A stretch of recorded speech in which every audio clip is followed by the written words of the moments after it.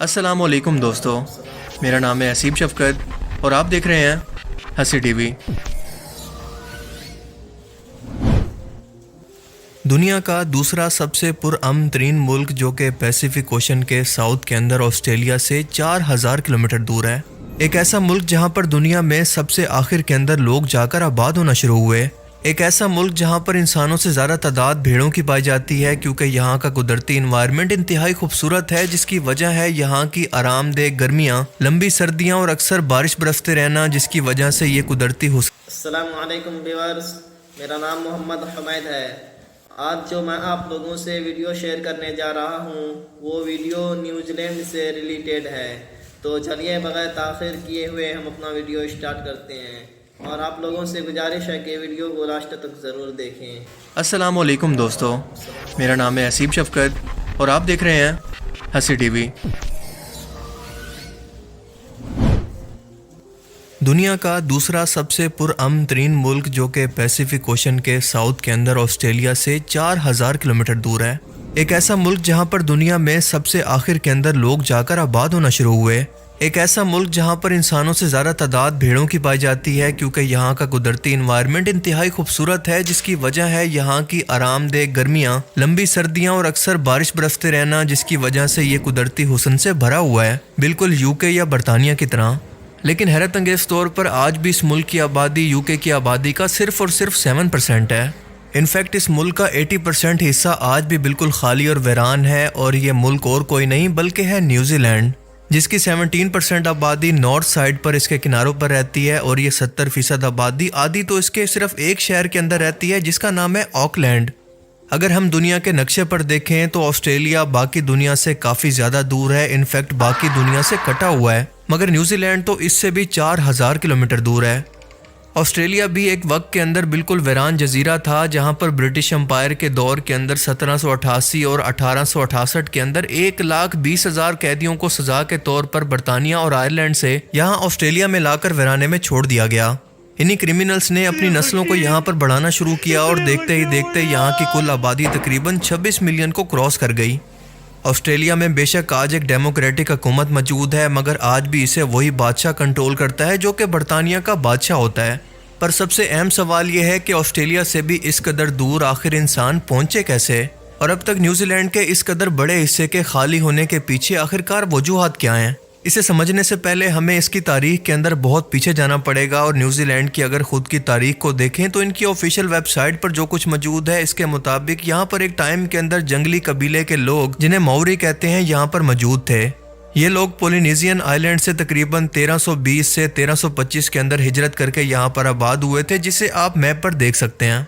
اگر آج میپ پر ہم پولینیزین آئیلینڈ سے قریب ترین علاقے کو تلاش کریں تو یہ غالباً میکسیکو، امریکہ یا ساؤتھ امریکہ یعنی برازیل یا ارجنٹینا وغیرہ یا چلی جیسے علاقوں سے یہاں پر پہنچے ہوں گے۔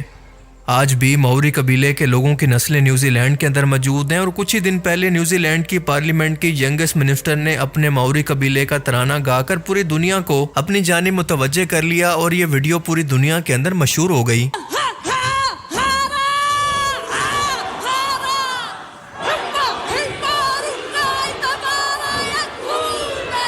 ماوری قبیلے کے مطابق ان کے قبیلے کے ایک شخص نے جس کا نام تھا کوآپی، اور یہ ایک مچھوارا تھا، اس نے سن 750 کے اندر نیوزی لینڈ کو ڈسکور کیا کیونکہ پولینیزین آئیلینڈ کے اندر مچھلیاں تو موجود تھی لیکن ساتھ ساتھ یہاں پر بہت زیادہ آکٹوپس بھی موجود تھے جو کہ ان مچھلیوں کو کھا جایا کرتے۔ لہٰذا اس شخص نے اپنے ساتھیوں کے ساتھ مل کر کشتی پر سوار ہو کر کسی ایسی جگہ پر آباد ہونے کا سوچا جو کہ یہاں سے بالکل دور ہو، اور وہاں پر بہت زیادہ تعداد کے اندر مچھلیوں کے ساتھ ساتھ کھانے پینے کا بھی بہت انتظام ہو، اور یہی کھوج اس کو لے کر آئی نیوزی لینڈ میں، جہاں پر قدرتی حسن، سمندری مخلوقات، بھیڑیں، بکریاں، فروٹ اور خوبصورتی کی انتہا تھی، اور سب سے بڑھ کر یہاں کوئی دوسرا انسان موجود نہیں تھا۔ آہستہ آہستہ ماوری لوگ یہاں پر آ کر آباد ہونے لگے، اور 17ویں صدی تک ماوری لوگ یہاں پر امن سے رہنے لگے، نہ کوئی ان کے درمیان جنگ ہوئی اور نہ کوئی بارڈر بنائے گئے۔ پھر اس کے بعد ایک ایسا ٹائم آیا جب دنیا بھر کے اندر اپنی طاقت کو بڑھانے کے لیے مختلف امپائرز بننے لگے اور ایک دوسرے سے مقابلے ہونے لگے کہ کس کی سلطنت زیادہ بڑی ہوگی۔ لہٰذا ویسٹ کے لوگوں نے یہاں کا رخ کرنا شروع کیا، اور سب سے پہلے ایک ڈچ ایکسپلورر ایبل تسما 1642 کے اندر یہاں پر پہنچا، اور اس نے یہاں پر گھسنے کی کوشش کی لیکن ماوری لوگوں نے ان سے جنگ کر کے انہیں یہاں سے بھگا دیا۔ پھر 1769 یعنی 1769 کے اندر ایک برطانوی افسر جیمز کوک یہاں پر پہنچا اور اب کی بار بھی وہی کچھ ہوا کہ ماوری لوگوں نے اسے بھی یہاں سے مار کر بھگا دیا. لیکن اس شخص نے اپنا تمام سفر نامہ اور نیوزی لینڈ کا نقشہ اور اس کی لوکیشن تیار کر کے پوری دنیا کو دکھا دی, جس کے بعد پھر کیا ہونا تھا کہ ایک ایک کر کے یورپی لوگ یہاں پر لگاتار آنا شروع ہو گئے اور 18ویں صدی کے آتے آتے ان لوگوں نے ماوری لوگوں کو اسی دھوکے کے اندر پھنسایا جیسے ہندوستان کو پھنسایا تھا, یعنی ٹریڈ, پروفٹ یا بزنس کا لالچ دے کر. برٹشرز نے یہاں پر اپنی پورٹس بنانا شروع کر دی اور صرف 100 سال کے بعد برطانیہ نے اس پورے ملک پر اپنا قبضہ اور کنٹرول حاصل کر لیا جیسا کہ ایکسپیکٹڈ تھا. ماوری اور برٹشرز کے درمیان ایک معاہدہ ہوا جسے ٹریٹی آف وائٹانگی کہتے ہیں اور اس کے مطابق اب نیوزی لینڈ یورپ اور برطانیہ کا باقاعدہ طور پر حصہ بن گیا. اس ٹائم میں ماوری لوگوں کی آبادی 2 لاکھ کے قریب تھی جو کہ اگلے صرف 100 سالوں کے اندر 40,000 ہی باقی رہ گئی. لیکن ایسا کیوں ہوا؟ اس کی 2 وجوہات تھی. ایک تو ماوری جو کہ باقی دنیا سے کٹ کر کئی 100 سالوں سے قدرتی ماحول کے اندر رہ رہے تھے بیماریوں کے عادی نہیں تھے.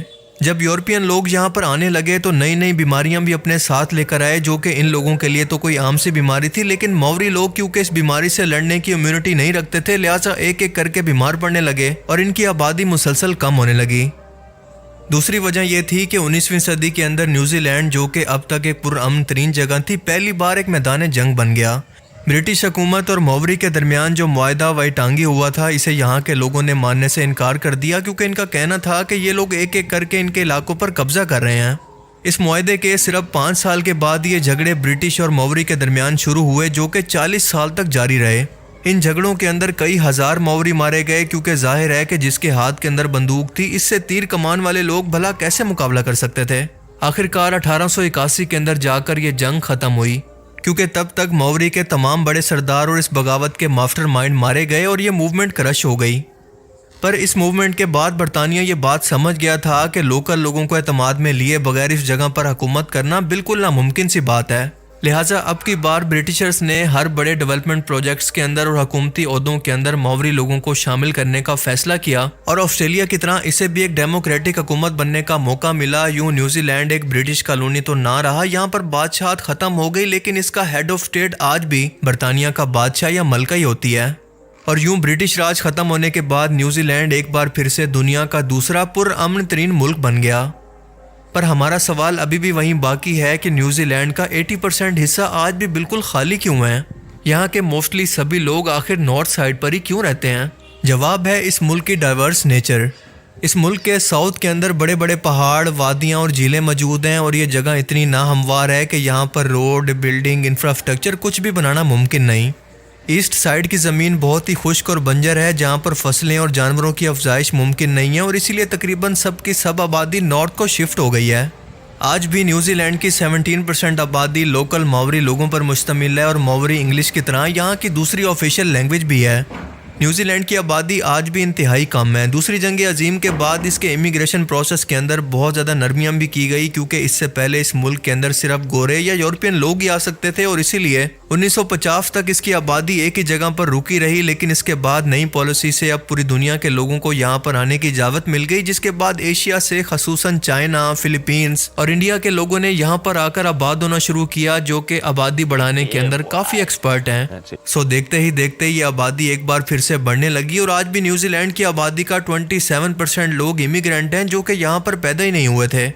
یہ لوگ زیادہ تر نیوزی لینڈ اور اس کے آس پاس کے علاقوں کے اندر رہتے ہیں اور اس شہر کے اندر آبادی بڑھنے سے مہنگائی بھی بڑھ گئی ہے کیونکہ لوگ یہاں پر زیادہ ہیں اور چیزوں کی سپلائی کم. اور اس مسئلے کو حل کرنے کے لیے نیوزی لینڈ حکومت ہر اس شخص کو $8,000 دے رہی ہے جو کہ آکلینڈ شہر کو چھوڑ کر وائکاٹو شہر شفٹ ہو جائے جو کہ یہاں سے صرف 100 کلومیٹر دور ہے تاکہ آکلینڈ پر پریشر کم ہو سکے اور یہاں پر مہنگائی بھی کم ہو جائے.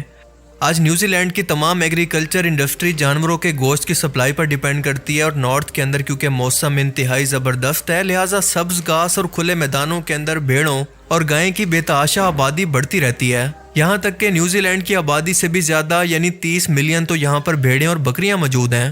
2019 میں نیوزی لینڈ نے $46 بلین تو صرف اس گوشت کی ایکسپورٹ سے کمائے تھے. جیسے آسٹریلیا کا نام ذہن کے اندر ہی آپ کو کینگرو یاد آتے ہیں, بالکل اسی طرح سے نیوزی لینڈ کے اندر کیوی پرندہ موجود ہے جو کہ دنیا کے اندر کہیں اور نہیں پایا جاتا. مزے کی بات یہ ہے کہ کیوی ورڈ یہاں پر 3 معنوں کے اندر استعمال ہوتا ہے. ایک تو ایسے شخص کے لیے جو کہ نیوزی لینڈ کے اندر پیدا ہوا ہو, ایک کیوی فروٹ اور تیسرا کیوی ہے یہ پرندہ. نیوزی لینڈ کے ایسٹ کے اندر ایک ٹاؤن موجود ہے جس کو یہ ریکارڈ حاصل ہے کہ اس کا نام دنیا کے سب سے بڑے ناموں میں سے ایک ہے، اور یہ نام پڑھتے کیسے ہیں یہ میں تو نہیں پڑھ سکتا، آپ کوشش کر کے دیکھ لیں۔ تو یہ تو تھی نیوزی لینڈ کی ہسٹری سے متعلق کچھ ایسی انفارمیشن جو کہ شاید آپ آج سے پہلے نہیں جانتے ہوں گے۔ اگر آپ کو اس ویڈیو سے کچھ نیا جاننے کو ملا تو اس ویڈیو کو ضرور لائک کیجیے، اور مزید اس طرح کی ویڈیوز کو دیکھنے کے لیے چینل کو سبسکرائب کرا بھائی جان چینل کو سبسکرائب کرا۔ اب میں ملوں گا آپ سے ایک ایسی ہی نئی انٹرسٹنگ ویڈیو میں، تب تک کے لیے اپنا بہت سا خیال رکھیے گا۔ Thanks for watching this video. Allah حافظ۔ امید کرتا ہوں کہ آپ لوگوں کو ویڈیو پسند آئے ہوں گے۔ اگر ویڈیو پسند آئے تو ویڈیو کو لائک، شیئر اور چینل کو بھی سبسکرائب کر دیں تاکہ ایسے ہی مزید ویڈیو آپ تک پہنچتا رہے۔ السلام علیکم۔